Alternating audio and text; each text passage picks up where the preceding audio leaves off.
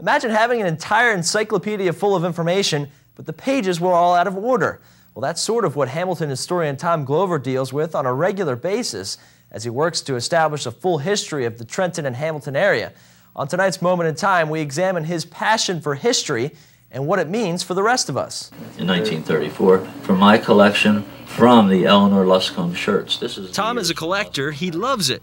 And over time, he's assembled an amazing collection of old Trenton Times newspapers that date back to the 1860s.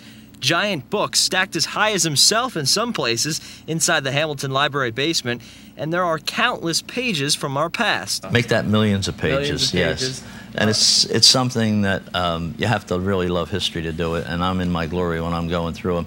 I give a conservative estimate of 1.5 million pages if you stop and think from 1870 through, including perhaps 1945. And that's a lot of daily newspapers. It's a lot of papers, but for Tom, he just dives right in, meticulously going through each page one by one, looking for interesting stories and historic moments. It's how he was able to stumble upon an old family photo, as well as relive some fond childhood memories.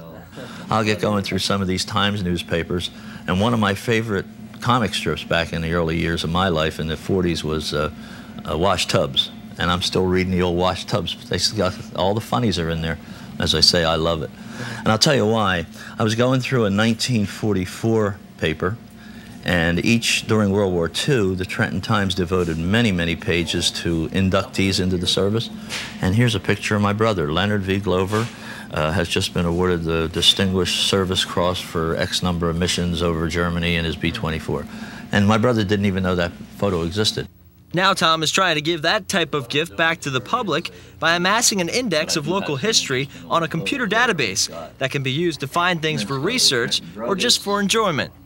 And what we're doing is taking out, it's really called indexing. I'm taking basic clippings that relate to Hamilton, the Trenton area in general, and taking individual photographs from the papers, interesting columns, interesting articles that relate to the local area, it's for the good of the community.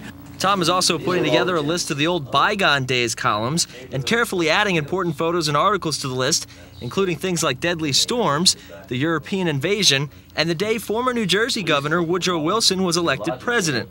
And as time keeps going on, so will the work of Tom Glover. Today's crops.